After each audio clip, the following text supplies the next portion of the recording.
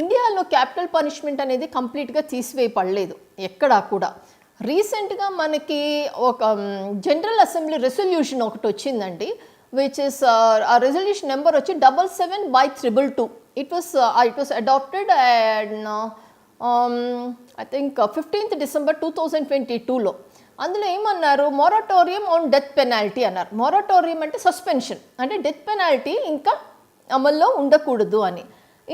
మన Indian government ఒప్పుకోలేదు, moratorium on death penalty ఒప్పుకోలేదు when it came up with the resolution. ఎందుకని moratorium on death penalty అంటే మన లాస్లోనే ఫర్ ఎగ్జాంపుల్ ఐపీసీలో 11 అఫెన్సెస్ ఉన్నాయి for which death penalty is awarded as punishment.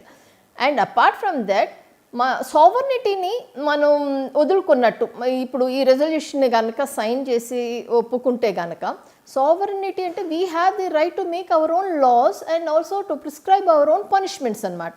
So United నేషన్స్లో general assembly రెజల్యూషన్ని India ఒప్పుకోలేదండి. అట్లాగే కూడా the constitutional validity of capital punishment was challenged in some other cases. For example in Jagmohan Singh with the state of UP, Rajgopal was state of Uttar Pradesh అండి, UP అంటే Uttar Pradesh, and Bachan Singh was state of Punjab. ఇందులో constitutional validity of capital punishment was challenged అండి, where supreme court upheld that it is constitutionally valid. So capital punishment invalid అని కాదు, అసలు వేయకూడదు అని కాదు, కానీ క్యాపిటల్ పనిష్మెంట్ ఎప్పుడు వేయొచ్చు అనే ప్రస్తావనకు తీసుకొస్తే ఒక డాక్ట్రిన్ వచ్చిందండి. ఆ డాక్ట్రిన్ను Machhi Singh was a state of పంజాబ్లో, which was already there in Bachan Singh was a state of పంజాబ్లో ఉంది, which was reiterated again in Machhi Singh was a state of Punjab. ఈ rarest of the rare case అని ఒక డాక్ట్రిన్ని తీసుకురాబడ్డారు. డాక్ట్రిన్ అంటే ఒక ప్రిన్సిపల్. ఈ rarest of the rare case అంటే ఏ సందర్భాల్లో మర్డర్ కూడా, ఒక బ్రూటల్ మర్డర్, ఒక హీనియస్ క్రైమ్, ఒక ఆ చేసిన విధానం, ఆ చేసిన పరిస్థితులని పరిక్రమలో తీసుకొని అది రేరెస్ట్ ఆఫ్ ది రేర్ కేస్గా పెట్టి దానికి క్యాపిటల్ పనిష్మెంట్ ఇంపోజ్ చేయగలుగుతారు అని. సో ఫర్ ఎగ్జాంపుల్ అండి, ఇప్పుడు ఇండియా ఇండిపెండెన్స్ వచ్చిన తర్వాత India has retain certain laws on CrPC, criminal procedure code, అప్పుడు అది 1898, అండ్ ఆల్సో ఐపీసీ అది 1860.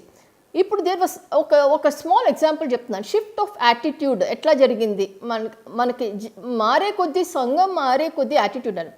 There was one section 367 subsection 5 in CrPC, criminal procedure code 1898లో. అందులో ఏంటంటే సపోజ్ ఒక అఫెన్స్కి కనుక డెత్ పెనాల్టీ ఇవ్వాలి అంటే నువ్వు డెత్ పెనాల్టీ ఇవ్వకపోతే నువ్వు రీజన్స్ మెన్షన్ చేయాలి. ఎప్పుడు ఇండిపెండెన్స్ అప్పుడు మనం తీసుకున్నప్పుడు డెత్ పెనాల్టీ ఇంపోజ్ చేయకపోతే రీజన్స్ మెన్షన్ చేయాలి. అఫ్ కోర్స్ ఆ సెక్షన్ 367 సబ్సెక్షన్ 5 వాస్ రిపీల్డ్ 1955లో, అది రిపీల్ చేశారు. తర్వాత మన క్రిమినల్ ప్రొసీజర్ కోడ్ 1973లో అమెండ్ అయ్యింది. ఆ అమెండ్ అయిన తర్వాత ఒక సెక్షన్ వచ్చింది 354 సబ్సెక్షన్ 3. దాని ప్రకారం నువ్వు క్యాపిటల్ పనిష్మెంట్ ఇంపోజ్ చేస్తే రీజన్స్, స్పెషల్ రీజన్స్ మెన్షన్ చేయాలి. అక్కడేమో క్యాపిటల్ పనిష్మెంట్ అంటే డెత్ పెనాల్టీ ఇంపోజ్ చేయకపోతే రీజన్స్ మెన్షన్ చేయాలి. ఇప్పుడేమో క్యాపిటల్ పనిష్మెంట్ డెత్ పెనాల్టీ వేస్తే రీజన్స్, స్పెషల్ రీజన్స్ మెన్షన్ చేయాలి. ఇట్ ఈస్ సంథింగ్ లైక్, అది కొంచెం నేరో చేసింది. క్యాపిటల్ పనిష్మెంట్ ఎట్లా పడితే అట్లా ఇవ్వటానికి లేదు, రేరెస్ట్ ఆఫ్ ది రేర్ కేసెస్లో మాత్రమే ఇవ్వబడుతుంది. దానికి కూడా సెక్షన్ 354 సబ్సెక్షన్ 3 ఆఫ్ సిఆర్పిసి ప్రకారం స్పెషల్ రీజన్స్ రికార్డ్ చేసి ఇవ్వాలని. అయితే క్యాపిటల్ పనిష్మెంట్ ఎవరు ఇవ్వచ్చు? Sessions court with the permission of high court ఇవ్వచ్చు, హైకోర్ట్ ఇవ్వచ్చు, ఆనరబుల్ సుప్రీం కోర్ట్ కూడా క్యాపిటల్ పనిష్మెంట్ ఇవ్వచ్చు.